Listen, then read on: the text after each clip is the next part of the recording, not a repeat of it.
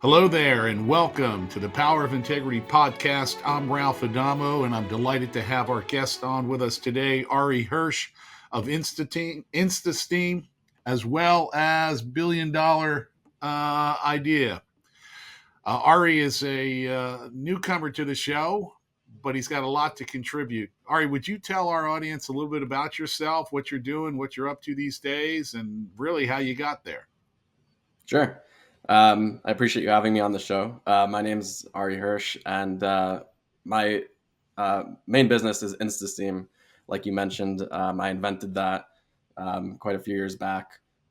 So I created the product from scratch, patented it, created a company out of it, launching other products alongside it now. So that's my main business. And then I also work along with other entrepreneurs as well, helping them either start their businesses, grow their businesses, whatever I can help them out with. And then I dabble, obviously, once you're in business, you start, doing everything. So, anything from real estate, tech, products, all that stuff. So I'm kind of working all over the world now with different businesses. Yeah. Do you want to expand a little bit about your TV show? Sure. So TV show, I didn't host it. I was on a TV show called Billion Dollar Idea with some other companies. And so that I actually did that show instead of going on Shark Tank, because I pushed. I was, I didn't really want to go on Shark Tank, and eventually the producers reached out to me, so I was like, I'll entertain it. And then happened to be 2020 when COVID, started. So Yes. Right before filming, I was talking to the producers, and we were like, if we want to get the best out of this show, this is probably not the best time. My product and my main business is really in the travel industry, and everything was shut down. So if we want to, get sales and stuff out of being on the show, it's not really the right time for that. So we decided to push it to 21. And that year I had a few other shows reach out to me. So I had to pick between different shows, and I never really wanted to go on Shark Tank to begin with. So there's this new show called Billion Dollar Idea, and I kind of liked the idea of it. I didn't know how it'd go, because it was a new show, but I liked the concept, so I chose that. Yeah. It was a cool experience. And what are you about? I'm curious about Shark Tank because folks, they all seem want to stampede their way onto that show. What was Right. it that turned you off about it from your perspective? Yeah, I think Shark Tank's a great platform. It's an amazing show. I mean, the amount of publicity you get out of it, and the opportunity to present your product or business to investors is a huge opportunity. So I think for a lot of new entrepreneurs and startups that need it, I think it's an amazing platform. For me, one is I didn't want to get eaten alive on the show, by the sharks. That was one, and then two is I think I was more in that in between stage where I was at the stage where we're ready towards our Series A, bigger investors, where I think we'd have to give way more equity being on the show, and it wasn't really the right time for us to be on the show.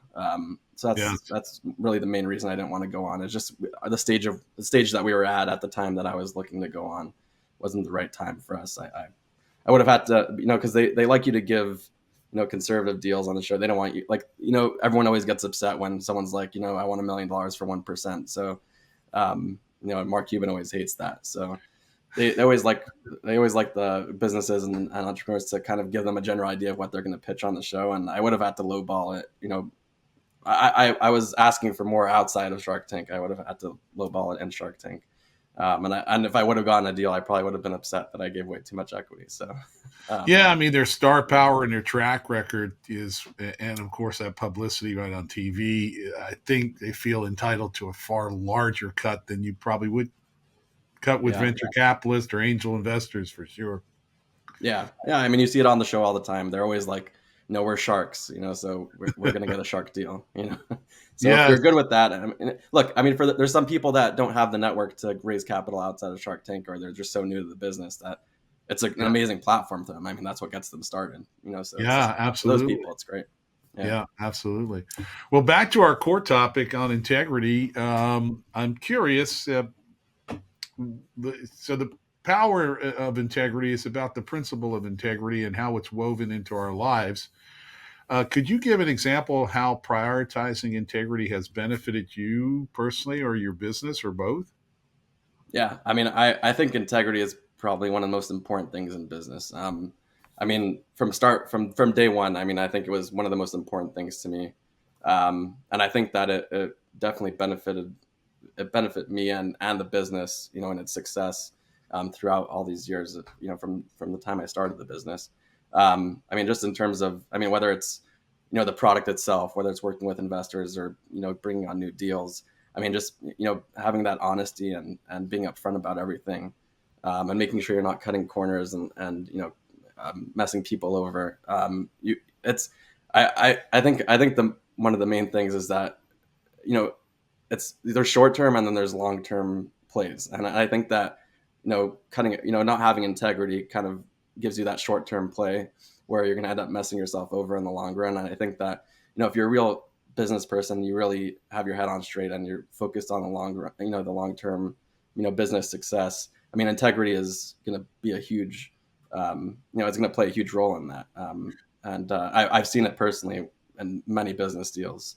Just being upfront and honest about things instead of trying to wiggle your way around things. And ends up benefiting you to have that integrity and honesty.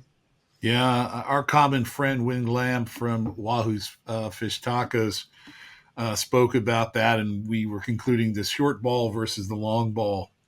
Which one are you playing? Because yeah, Right. sometimes you can get away shortcutting things and maybe not having full transparency, honesty, and integrity, and you might get a deal choked down. But the truth of the matter is, it's really tough to digest that long term, and you end up losing more than you end up winning for sure. Yeah, absolutely. And you could see that. I mean, when you're not honest with things, I mean, you might get away with it in the short term, but things boil up at some point. People find out about things. You'll end up ruining a business relationship. You don't want to burn bridges in business. Yeah. It's a yeah. Yeah, can you share a moment where you can remember where a principle of integrity played a key role in your professional journey and career? Yeah, I mean, like I said, I've had many business deals where I had to make those decisions. I mean, for example, there's a company I was working with that was managing, some of our, tech stuff and marketing and stuff like that. And not only that, they were managing some pretty large, deals for InstaSteam, to, you know, give us a lot of revenue. Yeah. And there were times where I had to, where if things were slow or if things were backed up and, or there was payments that needed to be made, I never mess anybody over, and I'm always honest with people up front. And I've had partnerships with these types of people, and just staying honest with them allowed them to give me on both sides we give each other leeway where because we could trust each other. They knew that even if I couldn't make the payment right now, I was good for it later on, and or vice versa. I knew that they were going to take care of things for me. And building that relationship and that integrity is extremely important in a lot of deals like that. And some of these relationships I still have till today, and I mean are probably the difference between my business failing or being successful to where it is today. Um, and I've had many different. I mean, I think a lot of the integrity stories probably come from like investments and working on business deals, because that's where a lot of people end up cutting people out or wanting to, you know, finagle things, in certain directions. I've had some other business deals where I've had people come to me and they're like, I have this deal on the side. It was a part. There were two people working together, and they came to, and one of them came to me and had this other deal on the side that they wanted to bring to me, but they're like, don't tell this other person, because this is my thing, and I'll sign a separate contract with you. And so I never tell other people what to do because it's not my business, to control other people's lives. But I'll never tell somebody that I'm willing to, be dishonest or cut somebody else out. Mhm. So if they want to do it on their end, and I have no control over that, that's their Yeah. problem. But I'll always be upfront. If someone comes to me, or if it comes to a situation where I have to lie about something or whatever. I'm not gonna. That's not me. I'd rather be upfront and honest, and that's what builds those relationships with those people. Yeah, I'm thinking about it, and you're bleeding into it a little bit when integrity's tested, and how you had to respond. Is there a specific instance that you can remember where you were approached and kind of give the fact pattern without breaching any confidences of the people or the companies? Right. But anything particular that you can give give some life to the audience listening in, saying, geez, that sounds very familiar, or gosh, when they encounter something like that, they know how to sidestep it. Yeah, I mean, I guess one that comes to mind, hopefully this is, some sort of example. Um, there was someone that I've been working with for a long time, without going into specifics. They brought me this other deal, for InstaSteam, to bring us some business, and just to partner with us on certain things. And it started off as a partner. I mean, the way they were doing a lot of the communication. So there's me, and then there's the guy I was working with, and then the other company. And we weren't communicating directly. He was the middleman doing all the communication. So, sometimes that's not a great thing because there could be a lot of broken telephone. But I trusted him because I've been working with him for a long time, and I was super close with him. And so I trusted that he was, communicating everything properly. And he started this partnership, and everything got off on the right foot. It was going well. And the expectation on my side was that, the way he pitched it was that they wanted to partner with us because we both had, shared interests. So there wasn't really any payments, being exchanged. It was more, I had stuff that they needed, they had stuff that I needed, and we were going to partner with each other and, kind of get this deal going. And so it went well for like a year, but then there was one part of the deal that didn't end up working out, where, they were banking on something happening on our end that was going to benefit them, which, and their business kind of was, their business idea on their end didn't really take off as well. So the value on their side started to not look so great, so, and then, Yeah. and from my understanding, we were in a partnership, where they weren't expecting me to pay for certain services, and I wasn't expecting them to pay for anything. And then it got to this point where when that happened, this middleman. So this guy was still the one who was communicating in between. He came to me. He's like, all of a sudden I get this bill for, I think it was over $10,000 or who knows what it was. And it kept going up. Yeah, and they're like, then they listed all the services and stuff that I had to pay for, which I thought was all part of the partnership and all this stuff. And he wasn't and he still wasn't communicating everything super clearly. And eventually, and then we were also working on, investment, and as a startup, cash flow is kind of tight. So when you get huge bills out of the blue, like you're not planning for it, it's hard to, come up with the money sometimes. And so at that point, I was obviously not going to mess anybody over. And, if that's what was the expectation on their end, and that just wasn't communicating me properly, that's, it's partly my fault, but it's also obviously the guy in the middle who didn't communicate properly. So it got to this point where I was honest with them, and I was like, we can't pay this right now, but, can we extend it? I'm good for the bill, and I want to keep this relationship. Can we push this off a little bit, and, I'll hopefully let you know when I can make this payment for you. And so we were able to push it a little bit, and then, I still wasn't communicating directly with them. And it got to this point where they got super upset at some point, and I was still not communicating with them directly. And eventually we were like, okay, we just need to set up a call directly. And we got on one call, we hit it off. I made like an initial payment just to show them I was, paying a little bit. And then, and we got on the call and we worked everything out. And I told them, I gave them a date. I'm like, I'm going to make the payment by this date. And I was able to make that payment by a date, even though I had to like scrap the funds together to end up making the payments for them.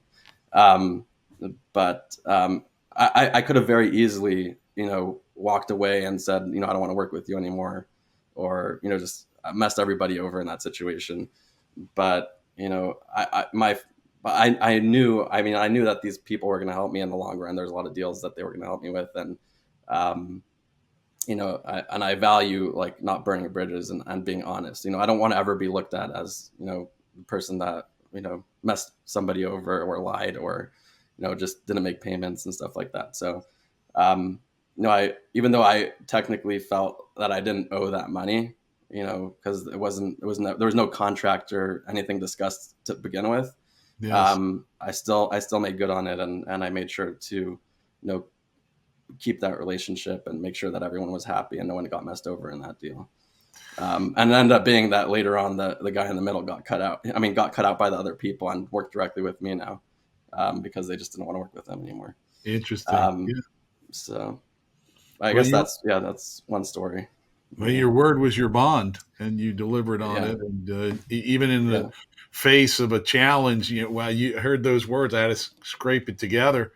yeah. Even when it was tough to pull it together, you did what you said you were going to do. Yeah. Yeah. And I'll tell you that, I mean, to this day, I still have that relationship, and it's probably the strongest relationship I have. And they're doing more than I expect for me, even, and now we're at this point where they won't even ask me. They know I'm good. They know that our relationship is good, and they trust me so much that they know that we're going to continue working together. And even if I don't make payments right away, or, I'll build up a tab with them, and they're totally okay with it. Yeah. So, and that's what, and being honest in that situation and just making sure that I did what was right in the situation, created this long-term relationship that benefited our business. Yeah. um, Yeah. That's crucial. There's integrity plays a role both with our employees and with our customers or clients. Um, what do you think about integrity with your employee relationships or with your customer client relationships? Do you think it's accretive and helpful, and how do you demonstrate it? yeah, I think whether it's outside the business or in the business, I think integrity is important in both situations. When it comes to employees, you want your employees to trust you, and you want to be able to trust your employees. And so if you create a good relationship with your employees and they're happy working for you, you're going to get the results you want. And they're going to have the best, they're going to have the best interests, for you and for the company. And so I think it's extremely important to have integrity within the business.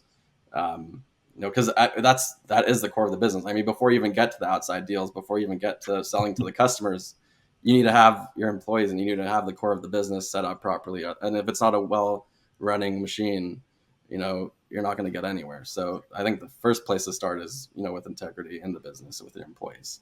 Yes. Um, and then, yeah, I mean, the second part, I mean, with customers, obviously, customers are kind of similar to the employees, where your customers are the second core of the business. Also, I mean, without the customers, you have no business. So, I mean, at InstaSteam, I mean, my top priority is transparency and the best customer service. I mean, we have reviews, and I've been on phone calls with customers personally, where they're like, "This is the best customer service I've ever gotten." What we I don't if a product gets lost, if something happens to a product, we make good on it. We make sure that customers are always happy. If we've had product in the we've had product that we produced where if it's an older product that's not performing the same as a newer product, we'll put labels on it to let customers know this product, this is what you should expect from this product. When we create our sprays, there's a lot of times where you'll order these products that are liquid in bottles, different types of products, and you'll get it, and it's a little bit less than what it's.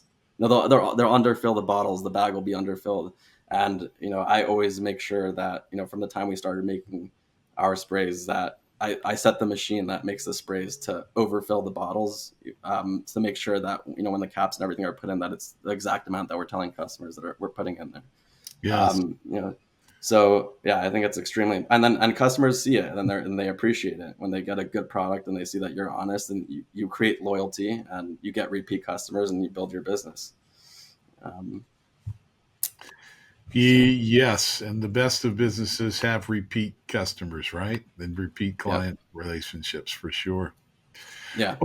Well, as we're coming to the close here, what would you tell our younger entrepreneurs about the application of integrity and what they should be looking for and how they should be conducting themselves, because we've got a lot of young entrepreneurs listening in. Yeah, I mean, I think that integrity builds the foundation of a business. I think that being honest when it's hard, is what's going to create your long term relationships, and what's going to create the success in your business. So I think that when you start your business, one of the first things you should start with is integrity. Start with honesty, and if you start from the beginning, I mean, it's easy to get lost if you don't start from the beginning. I mean, once you start lying and you start doing certain things, I mean, it's easy to get sucked into that path. So I think it's extremely important to start from the beginning. And if you, like we mentioned before, I mean, if you have a long-term goal, if you want to have a long-term business, create that honesty within and outside the company. If you want to create a successful, well-running machine. Yeah. Ari Hirsch, InstaSteam. Tell our audience how they can get in touch with you if anyone wants to follow up. Yeah. So, I mean, obviously the main channel is LinkedIn. I always look at my messages on LinkedIn.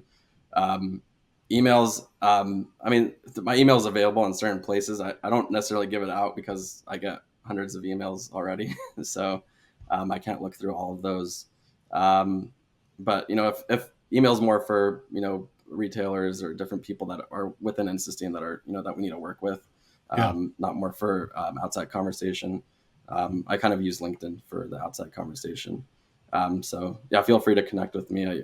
I connect with everyone I can, and I'll hopefully get back to you through the messages. Good. Now, Ari is Ari Hirsch, HIRSH, correct? SCH. SCH. Perfect. Well, Ari, it was a delight speaking with you for this time. You're a wonderful example of applying integrity in your life, personally and professionally. And I know our audience is going to take away a lot of good value from our conversation today. I appreciate it, my friend. I thank you much. It was delightful visiting with you. I'm looking forward to connecting again after the show. Stay well, stay safe, everybody. Talk soon. Bye for now.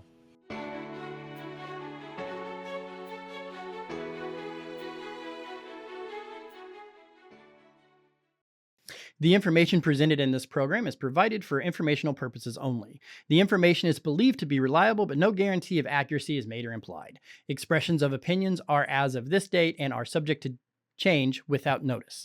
The information in this material is not intended as tax or legal advice.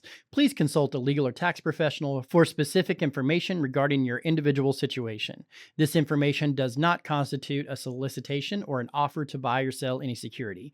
Investing involves risks, including possible loss of capital. Ralph Adamo is registered with the securities and are offered through Kovac Securities, Inc., member FINRA. SIPC 6451 North Federal Highway, Suite 1201, Fort Lauderdale, Florida 33308. Telephone number 954-782-4771. Investment advisory services are offered through Kovac Advisors, Inc. Integrity Wealth Management is not affiliated with Kovac Securities, Inc. or Kovac Advisors, Inc.